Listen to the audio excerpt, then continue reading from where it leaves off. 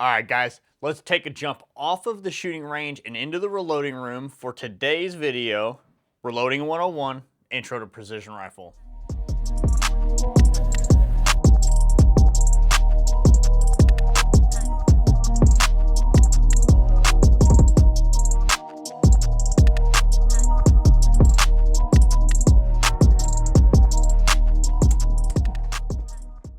So, Full Circle Shooting Supply is, at its core, a reloading store. That is what our focus is. Now, we do a bunch of other stuff as well, but our predominant focus is reloading.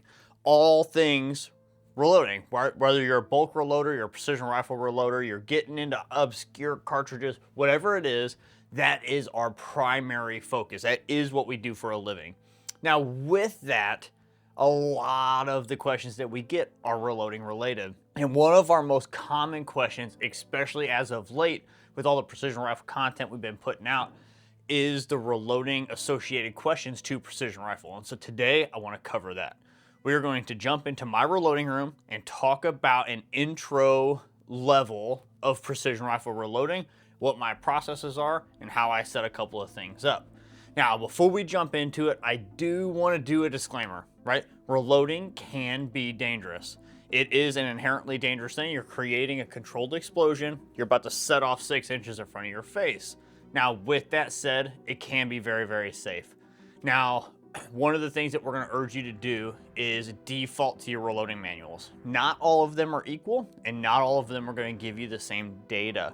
The reason for that is the way that they do the testing. So, the results published by Hornady may differ from Lyman because of the individual barrel that they tested, the lot of components that they used, the length of the barrel, the type of twist rate. There's a lot of factors that go into why there's so much deviation between the manuals. And that's okay, that's part of it. They are not written in stone. It is just a guideline to get you started. So being above published max in the book doesn't necessarily mean you're actually above max, because what may be max in the Hornady manual may not be the max in the Lyman manual, or what's in the Lyman manual may not be the max for your actual rifle. And so because of the differences in rifles, we are not going to talk about individual reloading charges today. We're just going to kind of give you a broadband, hey, this is how we set this up. This is not a video on load development. That will come in future videos. This is just an intro level, step-by-step on what we do, and a way to educate the end user on what they may be able to do to refine their process. So the next disclaimer I'm going to say is the equipment that I'm using on my bench. Some of the equipment is high-end equipment, guys. And we released a reloading video in the past and people were really upset about the cost of the equipment. Do not get wrapped around the axle on the cost of the individual equipment, okay? What we're doing here does not mean that your cheaper equipment cannot make ammo. That's high quality, okay? That's not at all what we're saying. We have seen really high quality ammo come from more budget setups.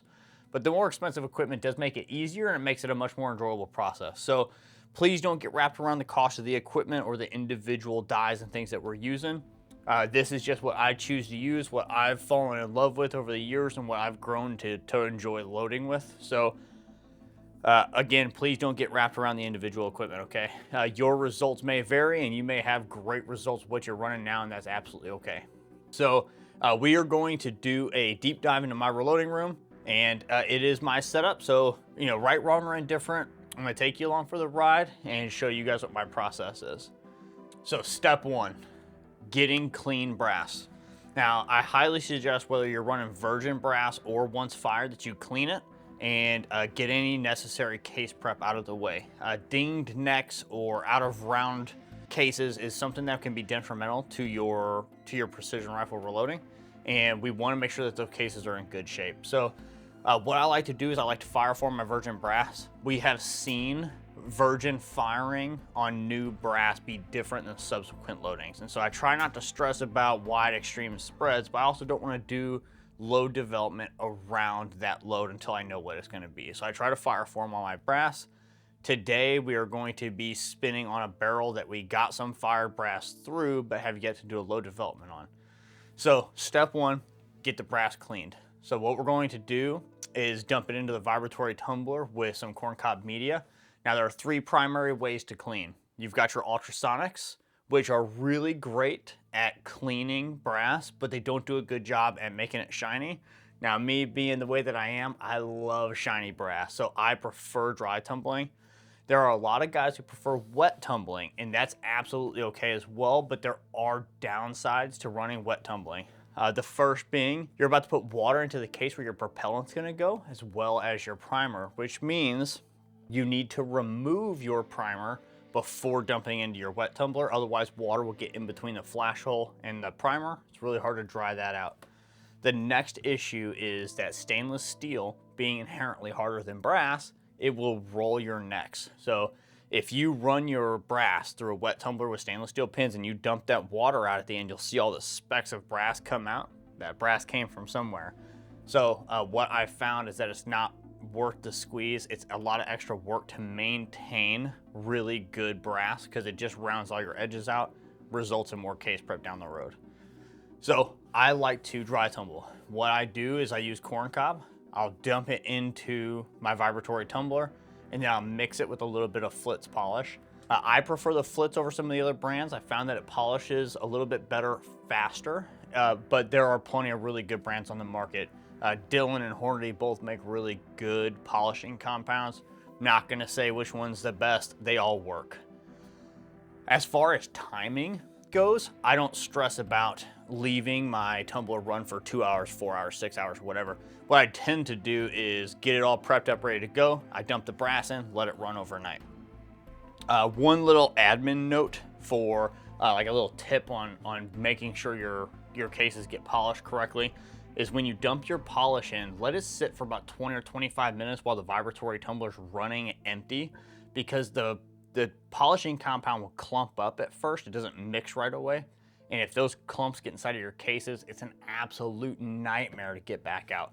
So what I suggest you do is dump the polish in, let it run for 20 or 25 minutes, then dump your cases in, let it run overnight. You're not reloading while you're sleeping anyway, so maximize use of your time. So now that we've got clean brass, we need to separate the media. And this is something I've recently found a lot of guys are doing by hand. I don't have the time or the patience to do it by hand, especially when you reload a lot. So I like to use some kind of rotary separator, whether you use the Berries or the Dillon or whatever. There's plenty of brands out there. But you just dump it in this little rotary cage, give it a couple spins, it flings all the media out, and now you have ready to roll brass without all the media inside of it. I don't stress about de-priming first. I don't care if my primer pockets get clean. We have done testing in the past, and we will do a future video on that, on showing whether or not we can shoot the difference. I have never been able to see the difference between clean and not clean primer pockets, so it's just not something I'm willing to stress about. What I found in the last couple of years with running the business and having the kids and doing the YouTube thing and doing the classes, I found I will spend an absurd amount of money to save 15 minutes. I'm not going through to de-prime first and clean primer pockets. It's just not worth it to me. Your results may vary and your opinion may vary, and that's okay. While we're waiting on brass to finish, what we're gonna do is take my 6.5 PRC and turn it back into a 6.5 Creed. So right now I've got it on the wall here.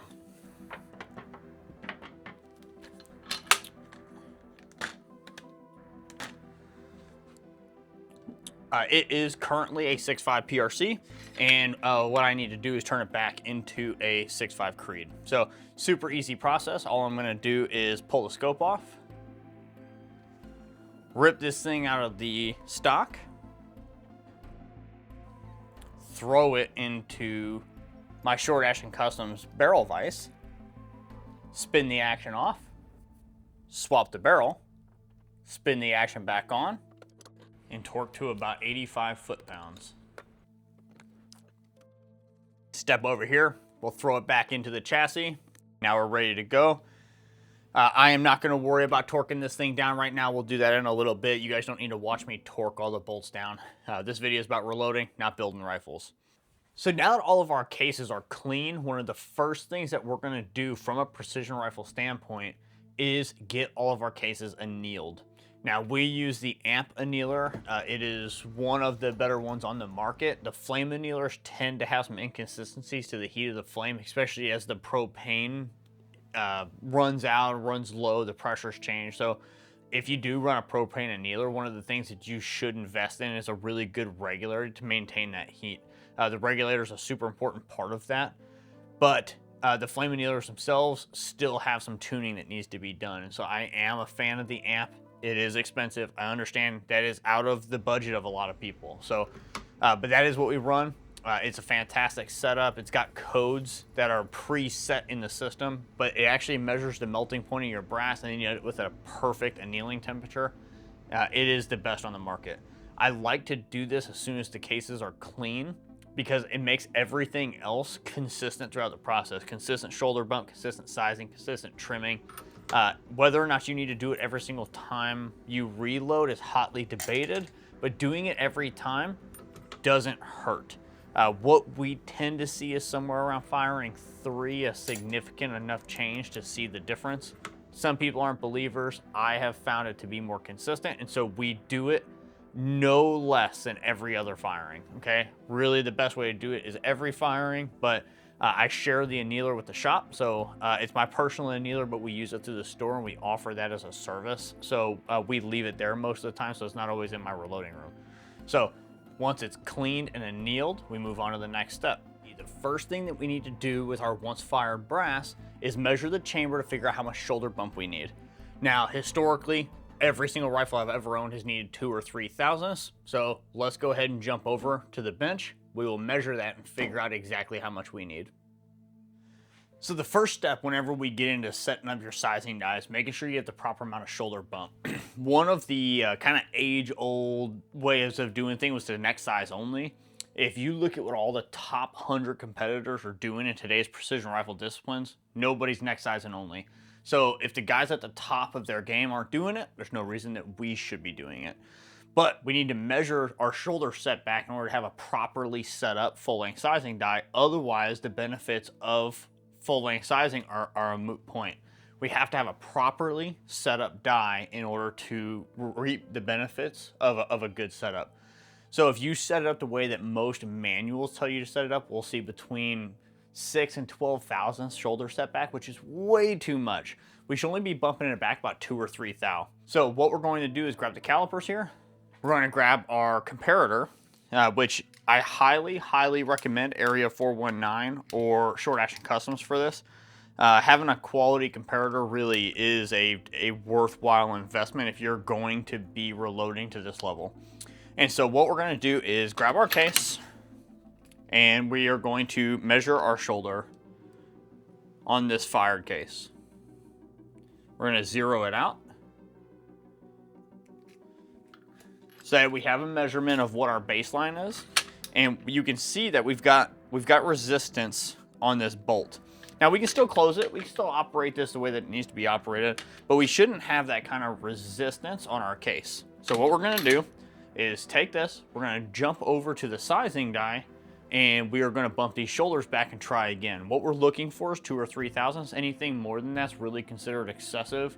Although we have seen some rifles, especially some factory rifles or some semi-automatics, require 4, maybe sometimes 5, but it's pretty rare. So we're gonna take our case, we're gonna jump over to the sizing die, we're gonna bump this thing down 2 or 3 thousandths. We're gonna check it in the chamber and make sure that we have a drop-free bolt. So we are over at our Area 4190. We've got the die set up here. For a singular case, I won't worry about laying it out or anything crazy. We're gonna be using Hornady One Shot. This is my preferred case lube. I've had no issues. Now, we do hear about a lot more stuck cases with One Shot over other brands, and a lot of that is because they take it off the shelf, people give it a quick side to side and run it. You hear that little mixer ball in here? You need to use it. All right, so treat this exactly like you would spray paint. Give it a good shake, and then I try to spray inside the case mouth and then down the body of the case. For this particular case, we're only going to spray it by itself. We're not going to lay it out because we're just trying to measure our shoulder setback. So let's jump back over. Let's check this against our rifle chamber and make sure that we got a nice clean bolt drop. All right, so we're going to grab our calipers here, and we are looking for 2 or 3 thousandths setback. So it looks like we've got right at 3 thousandths. So we're gonna throw this into the chamber, make sure that we got a nice clean bolt drop, and we do. That pressure that was on the bolt is now gone, and we are going to consider this the decent setup. I may even back this up about 1,000, because we're about 3,500, so we're kind of pushing what I would consider the extreme limits of what I want. And so I'm going to jump over, adjust this maybe another 1,000, and double check it. But on dies like the Area 419, Short Action Customs, the Redding, the new dies coming from RCBS, they make that very, very easy because they're individually marked. And so if you need to adjust your die, you just back it off 1,000 or add 2 or 3 or whatever it is that you need to do. These new dies make it super, super easy, which is nice. So one more thing that I need to talk about before we jump to the next section is whenever you're doing a free fall, to check your head spacing for your shoulder bump, you need to take your bolt apart. So you need to pull out your firing pin and spring. This whole back end will spin off. I don't know what I can get away with on YouTube, so we're only going to talk about this section. But this needs to come out. It'll pull your firing assembly out.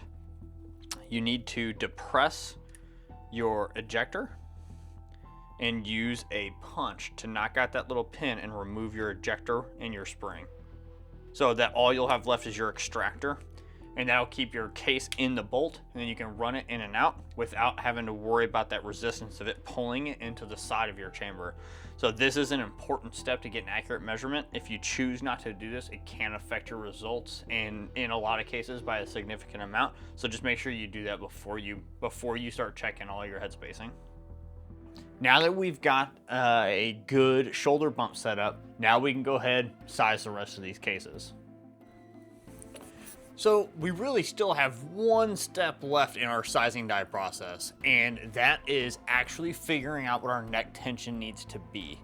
There are 2 ways to do this. The first, and the right way, that is to use a micrometer, not a set of calipers, an actual micrometer.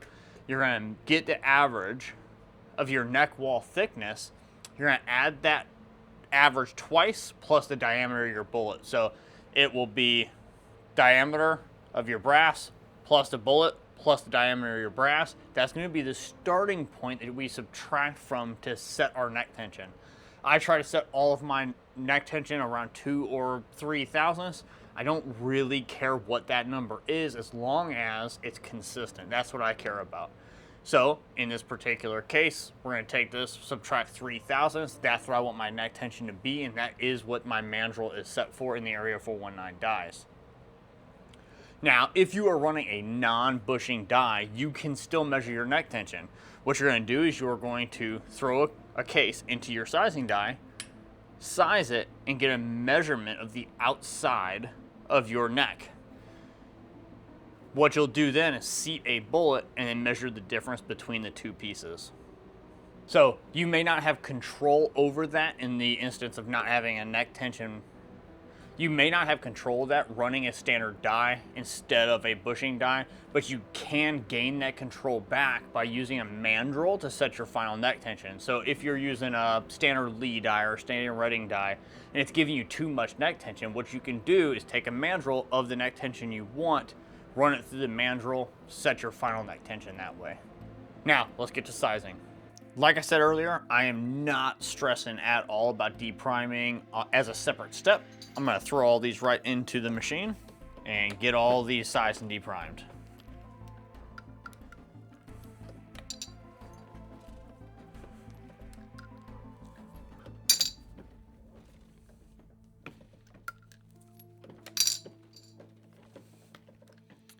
Now, for the sake of the video, for length, for keeping you guys entertained, you're not going to watch me size all 500 cases. We're just going to do a handful just to show you the process. So now that all 5 cases are sized, deprimed, and have that good 3,000 shoulder setback, we're going to move over to the Debur, do our trim, chamfer, and debur before we move on to the next step. This is not a step that you'll have to do every single time, thankfully, but we do have tools to make it easier for when you do have to do it. In my particular case, I run the Debur. It's a fantastic tool. Let's step over to that. We'll get these things trim, chamfered, and deburred. So we're going to be using the Debur trimmer to trim, chamfer, and debur all of these cases. Now, this is a phenomenal tool. And what makes it super, super neat is that it runs off of a collet system. And so you put your case in, and it's got this little detent pin, and you just push it in, give it a twist, pull it back out. It is very, very easy. A lot of these types of trim, the chamfers, dies, all kinds of stuff, they tend to come with these really crappy little die rings. And so I'll show you guys a close-up of this. But I really prefer to swap these out for the Hornady side lock ones. Hornady equipment as a whole, not something I'm a super big fan of, but man, their lock rings are really, really good. So I tend to switch everything out to those. They're fantastic, and they're repeatable. You just lock them up, and then you don't have to worry about losing your spot. Like these ones that come with it that are non-retained. There's no set pin or detent pin or anything like that. So really prefer the side lock ones. But what we're going to do is turn this thing on. We're going to push it down. Set it to whatever your desired length is. You're going to give them a 3/4 turn.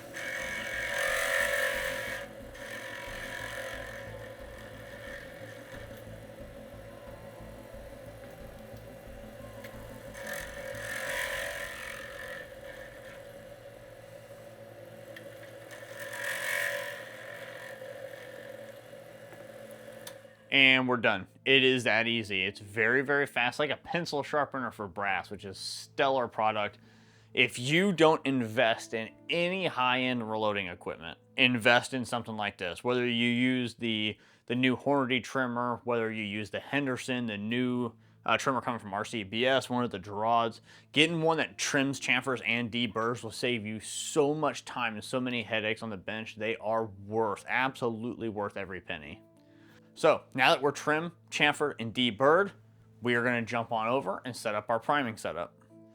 I use the inline fabrication quick change kits on all of my stuff. What it does is it allows you to take a hard mounted press, remove it, get it completely out of the way, and swap it with whatever it is that you need to mount. It gives you a lot of versatility on the bench space. I know a lot of guys use the T-Track system, which is another really good way to go. So this is the new Hornady VersaPrime. And today we are going to be utilizing it with CCI 450s. So comes with a little pickup tube. So from here, it's pretty straightforward. We just need to get the primers in the pickup tube. These little flipper trays are the easiest way to do that. So all 100 are actually the right direction, which is nice. Take our little pickup tube. We're going to just pick up 5 for now.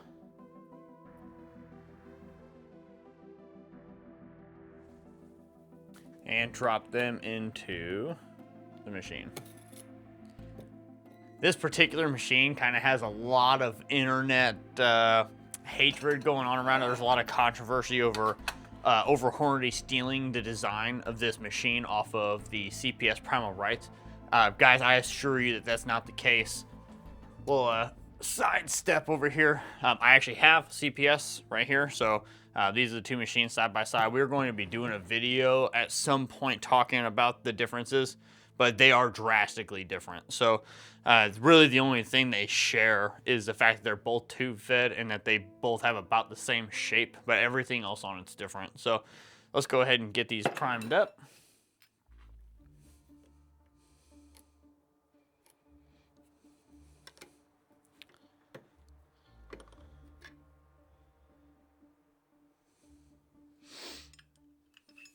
All right.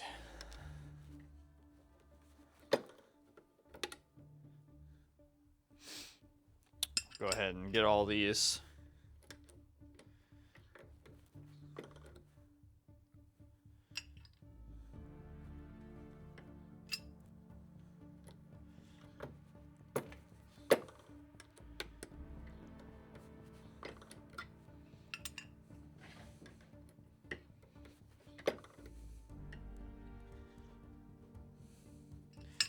So priming is done. Super, super easy. There's really not much to it. This new Verse Prime is really nice. I really like the design of it. It's very easy to use. It uses a rotary feeder, very similar to like the Dillon 650 used to. Very, very fast. You just give it a spin. Where the Primal Rights uses a slider system. So a really, really nice design. So now that our brass is trimmed, chamfered, and deburred if necessary, and primed, now it's time to move over to charge the cases. So the next step is pretty straightforward, and that is getting it charged. Now, this is not the video where we're going to teach you guys how to figure out your charge weight. There are plenty of resources, and we will be releasing a way to do that later on our Patreon channel, but YouTube's got some pretty significant restrictions, and we're trying not to get our videos pulled down. So for this video, I'm not going to talk about the way to get the charge weight or the individual charge weights. I will be telling you that we are loading 153.5 grain burgers today, and we're going to be putting that into a Lapua 6.5 Creed case and using H4350. So I am using the Sartorius and the A&D FX120i. I am not going to set up both for what we're doing. We're only doing 5 cases, so I'm going to be using the Area 419 funnel and letting this thing rip through. Now, this is a pretty incredible machine. It is going to throw plus or minus one individual kernel of 4350, not an individual grain or a tenth, one piece of powder. Whether or not that's necessary there's a lot of debate about it, but it does make you feel good. And if we're being honest, really long range shooting in general is very mental. And so I'm okay with the results that it gives me. And it's a little bit of peace of mind knowing that your charge weights are perfect.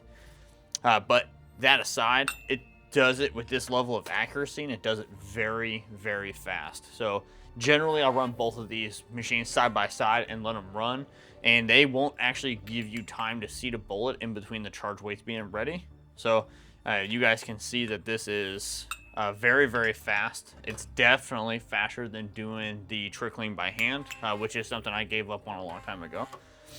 So on average, it seems to take about 5 seconds.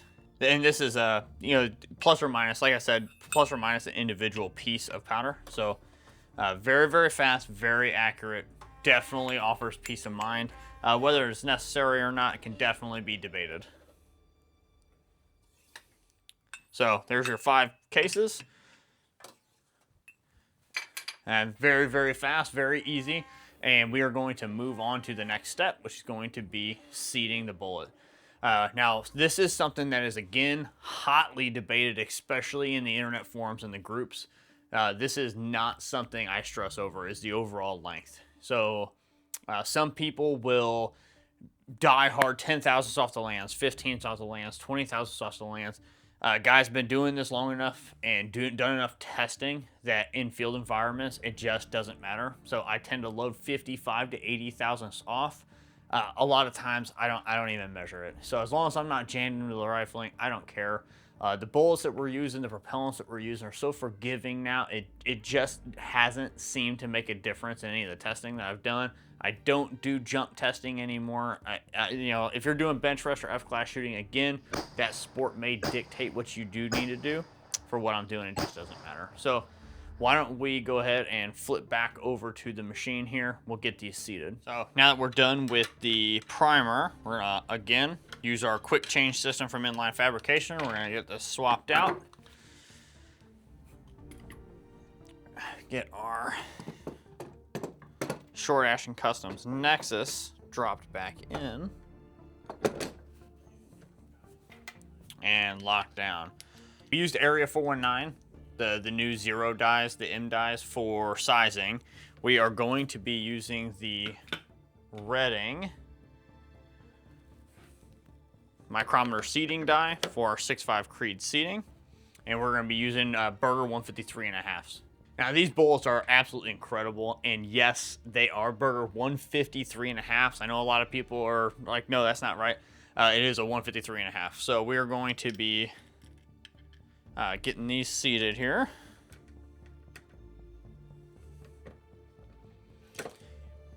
I tend to use the Area 419 for sizing. I have found it to be hyper consistent. And I use the Short Action Customs for seating because it's so nice to be able to swap out the dies so fast with the quick change system that the dies use versus having multiple turret heads. So bullets are now seated. Super, super easy. Now, I know a lot of people are going to freak out when I said I don't measure jump to the rifling. Guys, I don't care. We've done a lot of testing on this and found that when you shoot large enough sample sizes that it matters a lot less than people think it does. And very often, if you do the same jump testing multiple times, it will yield different results. So unless you're running F-class and bench rest level precision, which is not my sport, that's not my game, we have people in the industry who are experts at that, and we'll be doing a video specifically on that level of reloading sometime in the future. But right now, we're talking about field precision, and field precision is what I'm after. So I highly encourage you to measure your base to ogive versus your base to tip, because the tips can vary so much based off of how they close the met plat, where your base to ogive is going to be a lot more consistent, especially in your match bullets. So you can see that there are almost no differences in the sizes between your base to ogives here. You're talking less than a thou difference, where your overall length may be all over the place. And the quality of the bullet you're using and the type of met plat that they use will drive that variance. But it's definitely something worth noting that if you're going to measure and you're seeing inconsistencies, don't measure your base to tip, your overall length. Measure your base to ogive. It's going to be a much more consistent number for you, and also the number that matters more in reference to your rifling anyway. So if you are that guy who wants to be a certain distance off the lands, then that is the way to do it.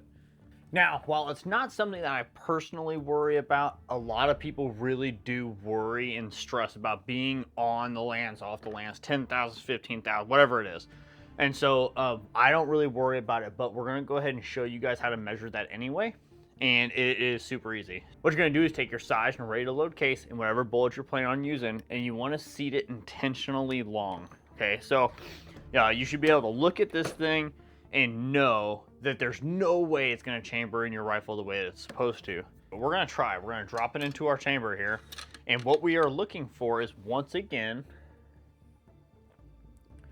we're looking for that bolt to fall free, which in this case, there's no way it's not going to do it. And we know it's not going to do it because it's loaded way too long, because we're jammed into the rifling. Now, what I'm going to do is I'm going to base my next move off of how much I feel like it's jammed. In this case, I know it's hard jammed, so I'm going to drop it down about 35 thou.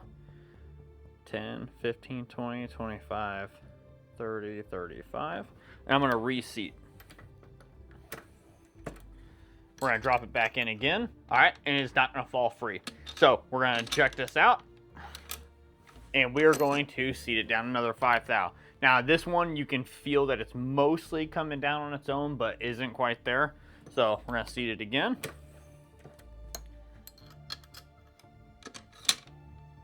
And we are dropping free now. The thing you can do is Sharpie your bullet and then seat it and check and see if there's rifling marks in the Sharpie mark. But one of the other things that you need to look at is whether or not the boat tail is seated below your neck shoulder junction. So you want to make sure that this is down far enough that it's seated into the case, which in this case it is not. And so I want to seat it a little bit further, and I'll show you a loaded round difference here so that you can kind of see what I'm talking about. Because we need that boat tail to be below the neck shoulder junction in order to keep a nasty carbon ring from showing up inside of your case, which is problematic down the road and can cause excessive signs of pressure when pressure isn't actually there. And so we want to make sure that that is the case. The other issue you might run into is magazine length. So if you go to seat it into a mag and you go to check it, we'll show you guys how close this is.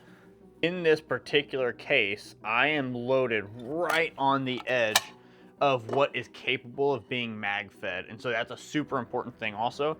With this being a field rifle, I need it to feed from a magazine. We're not single feeding, we're not running it off of a bullet sled. So with this not being a bench rest gun, I need to make sure that I am off the rifling. Now, we had this thing throated a little bit longer than we normally would because we know we're gonna be running these 153.5s. So we're gonna load them all the way out to mag length, which is where they're at right now. And so we still have that 50 to 85 thou that I like for my jump.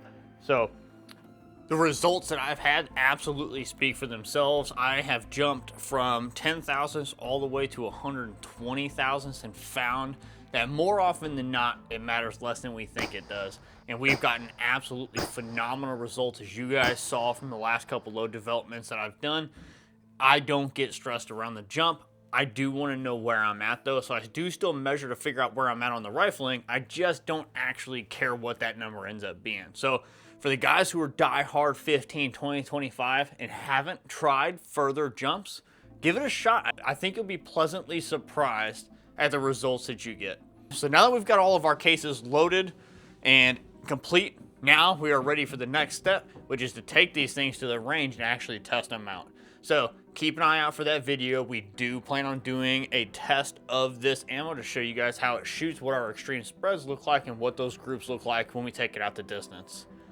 But now that we're done, let's go ahead and close this out. All right, guys. So that's our entire video as an introductory look into how we reload for a precision rifle. Now, this obviously wasn't an all-inclusive, in-depth video, right? But it touched on all of the steps that we do to get there and the equipment that we use. Now, if you ask 100 reloaders what their process is, you are going to get 100 different answers. It seems like everybody's got their own way of doing things and their own kind of conceptions on what should and should not be the way to do it. So what you guys saw today was how I do it, right, wrong, or indifferent. This is what I do to achieve the results that I would expect out of my rifles, and I would love to hear what you guys agree and disagree with. What do you do that I don't? What do I do that you don't? Let me hear it. Throw it down in the comments. Right, let this be an educational learning video instead of the absolute dumpster fire that the comments generally turn into. Everybody's got their own way of doing it, and that's all right. I am curious what your way is of doing it. Let me know down in the comments what you do that I don't and vice versa. I would love to hear from you guys. Now, that's pretty much all we got for you today. Now the next step is to get these reloads to the range, which is where I'd much rather be. We'll test out this ammo, see how it does, and we will catch you in the next video. Please like, subscribe, do all the things. We appreciate you guys watching. As always, we'll catch you at the next one.